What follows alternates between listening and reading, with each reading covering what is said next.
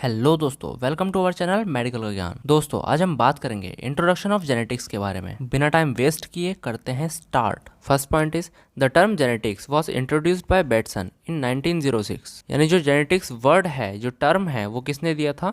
वो बेटसन ने 1906 में दिया था, यानी 1906 में दिया था। It has been derived from the Greek word gene. अब जो जेनेटिक वर्ड है वो कहाँ से आया है? ग्रीक वर्ड से आया है, जो कि है जीन, जिसका मतलब होता है विच मीन्स टू बिकम और टू ग्रो इनटू। ठीक है, जिसका मतलब होता है टू बिकम या फिर टू ग्रो इनटू।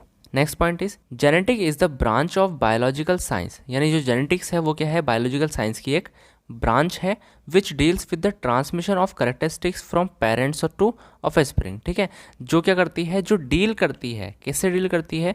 तो ऐसे करेक्टरिस्टिक्स से जो कि ट्रांसफ़र होते हैं या ट्रांसमिट होते हैं, किस में? पेरेंट्स से ऑफस्प्रिंग में क्या होते हैं?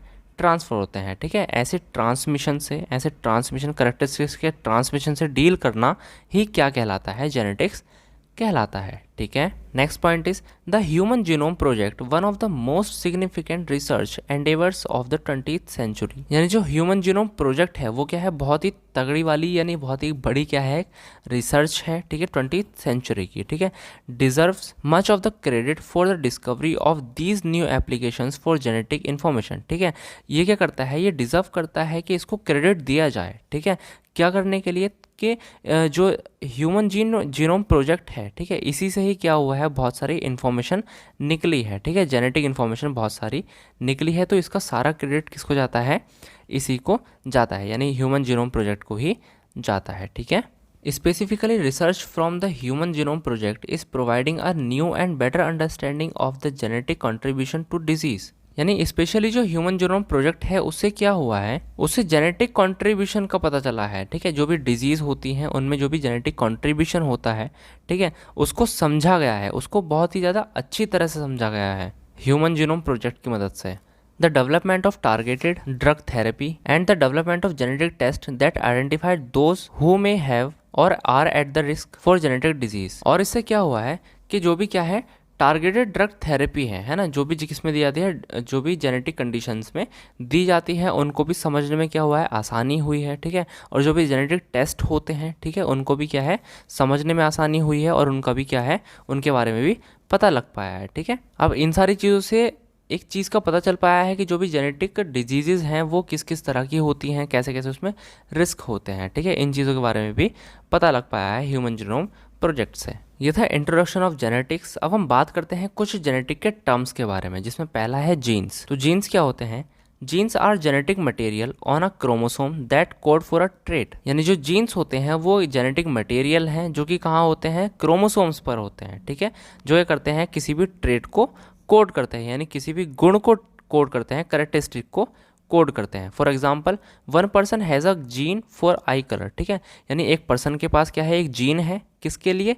आई के कलर के लिए। ठीक है, तो जो आई का कलर है वो क्या हो गया? एक करेक्टरिस्टिक हो गया, एक लक्षण हो गया, एक गुण हो गया। Next is alleles, they are variation of genes. यानी जो एलील होते हैं वो क्या होते हैं? जीन के वेरिएशन होते हैं। ठीक है, means the two jeans which occurs on the same locus in the two homologous chromosomes of an individual and control the expression of a character are called alleles। यानी alleles का मतलब है दो जीन्स जो कि दो होमोलोगस क्रोमोसोम्स के locus पर, सेम लोकस पर प्रेजेंट होते हैं किसी भी इंडिविजुअल में, और वो क्या करते हैं? कंट्रोल करते हैं एक्सप्रेशन को, किसी भी करेक्टर के एक्सप्रेशन को क्या करते हैं? वो कंट्रोल करते हैं। इन्हीं को हम एलील कहते हैं। For example, one person has a allele for brown I colour. यानी एक पर्सन के पास क्या है? एलील है, किसके लिए? ब्राउन आई के लिए। Note that some allele are dominant over others. इसमें नोट करने वाली बात ये है कि जो भी एलील्स हैं वो क्या है? डोमिनेंट हैं। ठीक है, दूसरे पर डोमिनेंट है, इसलिए क्या दिख रहा है वहां पर?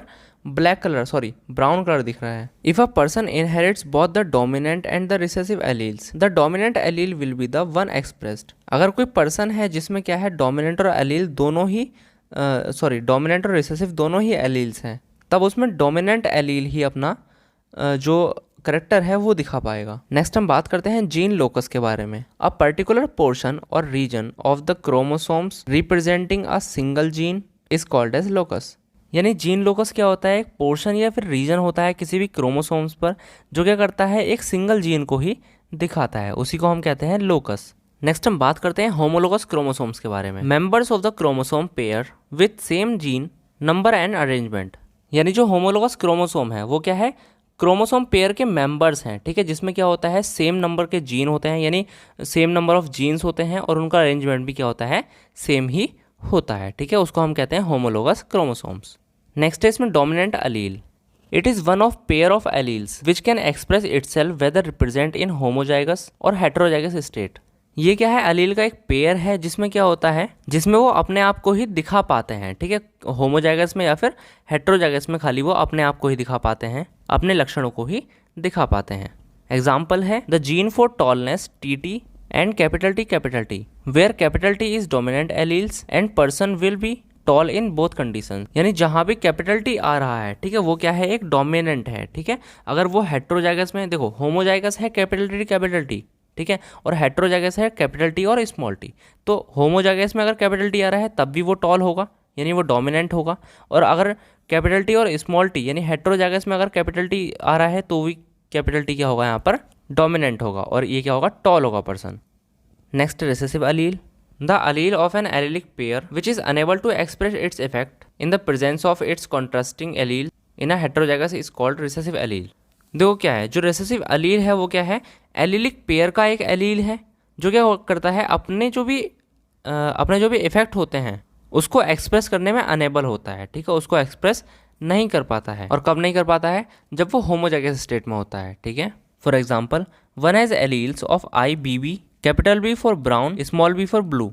Hair B is recessive allele, यानी जो स्मॉल b है वो रिसेसिव अलील है। Therefore person will have brown eye not blue. The effect of recessive alleles become known only when it is present in the homozygous state, small b। In this state person will have blue eye. यानी अगर किसी person में capital B और small b allele हैं, ठीक है, जो कि आई के कलर के लिए रिस्पॉन्सिबल होते हैं, जहाँ पर जो B होता है वो, जो कैपिटल B होता है वो ब्राउन कलर के लिए, और जो स्मॉल b होता है वो ब्लू कलर के लिए क्या होता है, रिस्पॉन्सिबल होता है।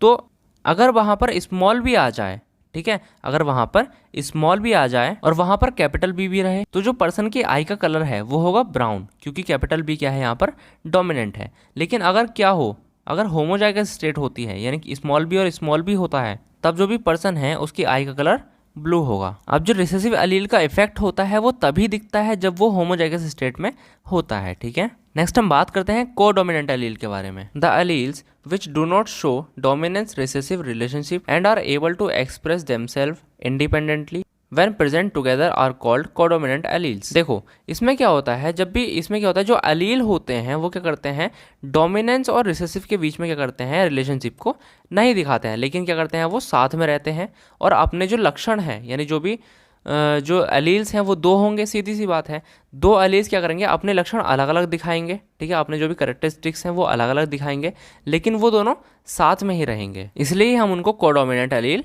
कहते हैं। Here in heterozygous state both alleles express themselves. यानी हेटेरोजाइगस स्टेट में जो दोनों एलील्स होंगे वो क्या करेंगे, अपने आप को दिखाएंगे, ठीक है, अपने आप को एक्सप्रेस करेंगे। नेक्स्ट हम बात करते हैं हेटेरोजाइगस एलील के बारे में। Only alleles of the same gene pair difference from the other. For example for I colour, capital B और स्मॉल b। इसमें क्या होता है, सेम जीन पेयर का जो भी एलील है वो क्या होता है, अलग होता है, ठीक है, दूसरों से अलग होता है, यानी जो दूसरे क्रोमोसोम्स होंगे उनसे क्या होगा, वो अलग होगा, ठीक है।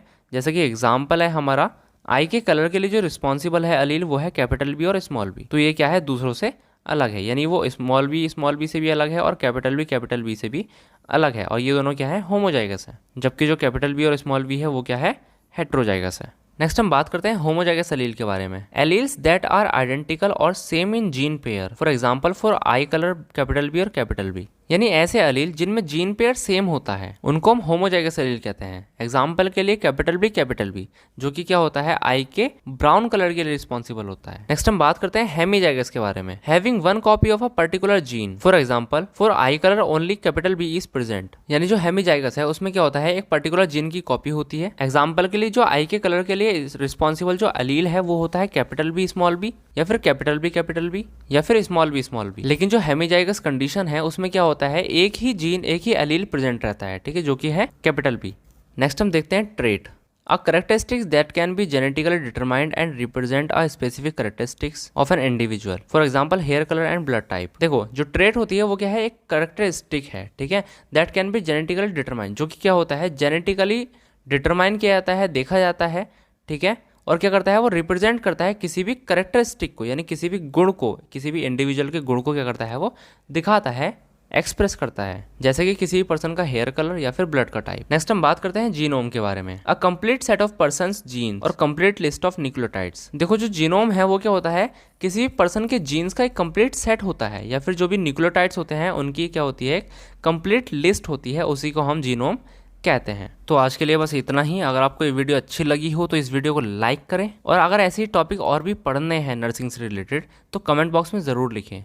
इस वीडियो को अपने दोस्तों के साथ ज़्यादा से ज़्यादा शेयर करें ताकि तुम्हारे साथ वो लोग भी होशियार हो सकें और क्लास में एक कंपटीशन जनरेट हो, क्योंकि मज़ा तो तब है जब हमारे टक्कर का हमारे सामने बैठा हो, यानी रिस्क है तो इश्क है। एक प्यारा सा थॉट है मेरे प्यारे साथियों के लिए, a great mind and a great heart go together, यानी जो ग्रेट माइंड है और ग्रेट हार्ट है वो क्या होते हैं, एक साथ चलते हैं। तो तुम्हें भी क्या करना है, एक साथ रहना है, एक साथ चलना है, और नर्सिस के लिए जो भी लोगों के लिए गलत फहमियां हैं उनको दूर करने में मदद करें। Thank you.